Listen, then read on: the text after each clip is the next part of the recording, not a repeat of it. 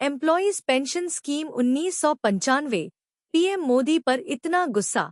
Senior citizen बोले 95 minimum pension पर 78 lakh pensioners की उम्मीदें खत्म।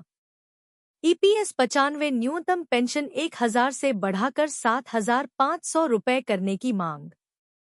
कई बार बजट की कॉपी पढ़ने के बाद सारी उम्मीदें खो रहे पेंशनभोगी। सूचना जी न्यूज छत्तीसगढ़। कर्मचारी भविष्य निधि संगठन एम्प्लॉयज प्रोविडेंट फंड ऑर्गेनाइजेशन के खिलाफ अब तक ईपीएस 95 न्यूनतम पेंशन ईपीएस 95 मिनिमम पेंशन को लेकर पेंशनभोगी पेंशनर बोल रहे थे। लेकिन पेंशनर्स के रडार पर प्रधानमंत्री नरेंद्र मोदी, प्राइम मिनिस्टर नरेंद्र मोदी और वित्त मंत्री निर्मला सीतारमण, फाइनेंस मिनिस्टर निर्मला सीतारमण भी आ गई हैं। सोशल मीडिया पर ईपीएफओ के साथ सरकार पर जमकर हमला बोला जा रहा है। कर्मचारी पेंशन योजना 1995, एम्प्लॉयज पेंशन स्कीम 1995 के तहत 1000 रुपये न्यूनतम पेंशन की राशि को बढ़ाकर 7500 रुपये करने की मांग की जा रही है।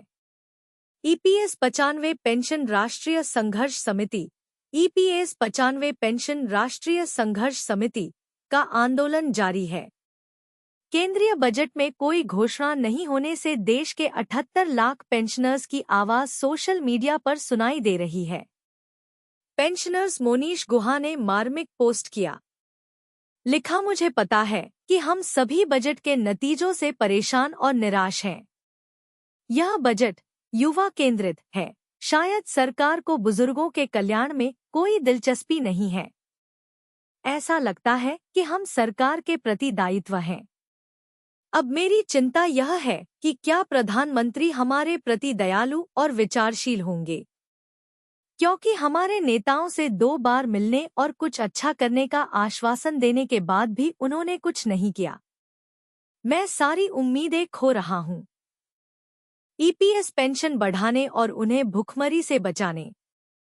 पोस्ट पर कमेंट करते हुए पेंशनभोगी कौशल उप्पल लिखते हैं कि यह संदिग्ध लगता है कि क्या मोदी ने एनएसी टीम को ईपीएस पेंशन बढ़ाने का आश्वासन दिया था।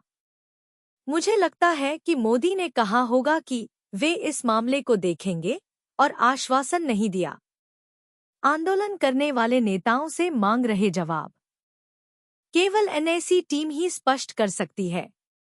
यदि प्रधानमंत्री ने हमारी टीम को आश्वासन दिया था तो फिर से प्रधानमंत्री से संपर्क किया जा सकता है और उन्हें उनके वादे की याद दिलाई जा सकती है और उनसे अपने वादे को पूरा करने ईपीएस पेंशन बढ़ाने और उन्हें भुखमरी से बचाने के लिए कहा जा सकता है। ईपीएस 95 पेंशनर्स को बड़ा झटका। आंखों में आंसू और जुबां पर सरकार को कोसने वाले शब्द। 78 लाख पेंशनभोगी 7वें बजट से हुए निराश। वित्त मंत्री निर्मला सीतारमण के 7वें बजट से 78 लाख पेंशनभोगी निराश हैं।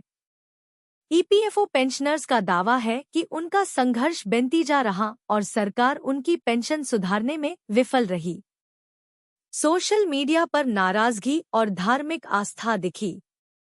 भारत के वित्त मंत्री निर्मला सीतारमण द्वारा प्रस्तुत 7वें बजट का इंतजार देश के करीब 78 लाख पेंशनभोगियों ने बड़ी उत्सुकता से किया था। कर्मचारी भविष्य निधि संगठन ईपीएफओ के पेंशनर्स को उम्मीद थी कि इस बजट में उनके लिए कुछ विशेष प्रावधान किए जाएंगे, लेकिन बजट भाषण के बाद उनकी निराशा और हताशा साफ झलकने लगी। पेंशनर्स की प्रतिक्रिया। पेंशनभोगी जस्टिन स्टैनिस्लॉस ने अपने गुस्से और निराशा को सोशल मीडिया पर व्यक्त करते हुए लिखा, सीबीटी में अब कुछ नहीं है, बस कुछ नहीं है। अब कहां से उम्मीद करें? 10 साल से संघर्ष ही संघर्ष, कोई नतीजा नहीं, फिर भी हम मरते दम तक संघर्ष करेंगे। उनके इस बयान से साफ है कि पेंशनर्स का धैर्य अब जवाब दे रहा है और वे लगातार संघर्ष करते आ रहे हैं। सोशल मीडिया प्लेटफॉर्म पर पेंशनर्स के एडमिन मोनीश गुहा भी काफी निराश हैं। उन्होंने लिखा, उम्मीद है और मुझे यकीन है कि कोई भी हमारे कंधे पर बंदूक रखकर अपना राजनीतिक कैरियर नहीं बना रहा है। यह बयान पेंशनर्स के बीच बढ़ती असंतोष और निराशा को स्पष्ट रूप से दर्शाता है। पेंशनर्स की आर्थिक स्थिति। पेंशन भोगियों की आर्थिक स्थिति पर प्रकाश डालते हुए एक पेंशनर ने कहा, ईपीएफ विभाग द्वारा एकत्रित अंशदान और उस पर मिलने वाला ब्याज ही एमपी, एमएलए, मंत्री और उनके नीचे के कर्मचारियों को प्रतिमाह 1,27,000 रुपए देता है, जो उनके वेतन से कोई योगदान नहीं देते हैं। यह स्थिति पेंशन भोगियों के लिए चिंता का विषय है, क्योंकि वे अपने पूरे जीवन की कमाई का एक हिस्सा इस फंड में योगदान करते हैं और फिर भी उन्हें उचित पेंशन नहीं मिल पाती है। हर 5 साल के कार्यकाल में वे पेंशन के रूप में कई लाख कमा रहे हैं और यह आजीवन चलता रहेगा। इसलिए वे पुराने ईपीएफ पेंशनर्स को पेंशन देने के लिए कभी सहमत नहीं होते हैं। इस परिस्थिति से पेंशन भोगियों में आक्रोश और हताशा का माहौल बन गया है। धार्मिक आस्था और उम्मीदें। पेंशनर्स की इस निराशा के बीच कुछ लोग अपनी धार्मिक आस्था के माध्यम से उम्मीद की किरण तलाश रहे हैं। ब्रह्माजी राव वसंतराव ने लिखा, हम सब प्रार्थना करें, हम सब जपें, हे प्रभु, भगवान श्री राम के दूत, कृपया हमें आशीर्वाद दे ताकि असंभव संभव हो जाए। यह मंत्र सरल है लेकिन बहुत शक्तिशाली है। उनके इस बयान से पता चलता है कि पेंशनर्स अब अपनी समस्या का समाधान धार्मिक आस्था में भी तलाश रहे हैं। निष्कर्ष। इस बजट से पेंशन भोगियों की उम्मीदें एक बार फिर टूट गई हैं।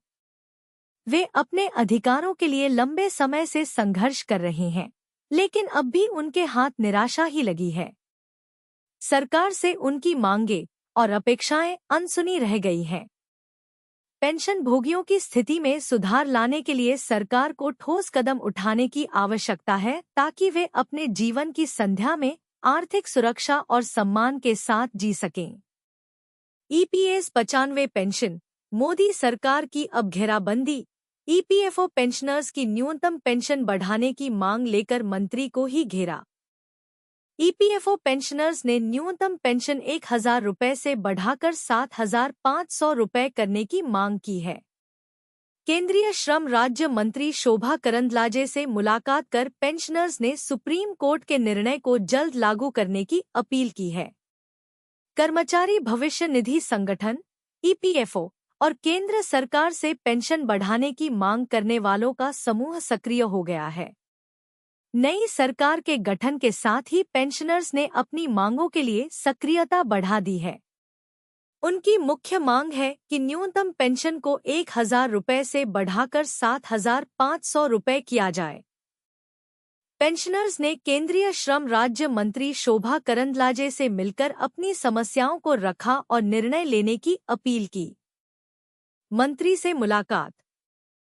पेंशनर्स नेता विलास रामचंद्र गोगावाले ने बताया कि एनएसी कर्नाटक और केएसआरटीसी बीएमटीसी नेताओं ने बेंगलुरु में श्रम राज्य मंत्री से मुलाकात की और उनका सम्मान किया।